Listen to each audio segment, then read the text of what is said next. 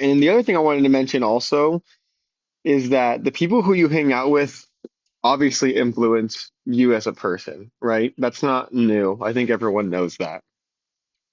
In case you don't, very quick crash course. The people who you are spending time with usually will influence you. They'll influence the way you talk, the way you conduct yourself, your emotions, your mentality. I've noticed it a lot. I have a lot of people in my family who are pretty negative, I'm going to be honest. They don't have a very positive outlook on life.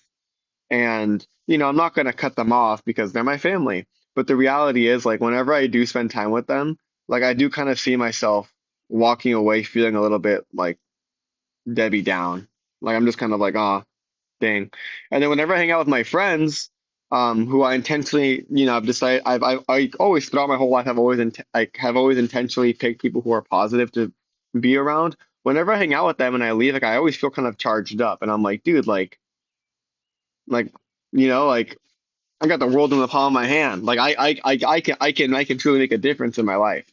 And so I think most people understand that. And what most people don't understand is that you shouldn't cut people off just because they're negative or just because they disagree with you or on whatever. Because the reality is like Jesus sat and ate with people who were very different from him. People often refer to like the tax collector, the prostitute. And what we can learn from that is that obviously Jesus didn't affirm what they were doing. He was there to provide them a new way to live their life and a way to change their morals and ethics. And so that's kind of the same thing that I just want to like throw out here is like obviously um, it's important who you hang out with because of everything that we just talked about, but it's also just as important to not permanently cut anyone off because um, it's better to try to reach them in a very, tactful and respectful manner and just have those conversations very respectfully about religion or politics or whatever.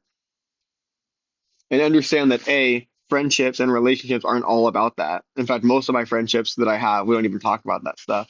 But B, even when that stuff does come up, um, it's good to have an open mind and be open to other people's ideas and also respectfully share your ideas and your perspectives and try to help them choose a better way of living if it's according to scripture. So, yeah.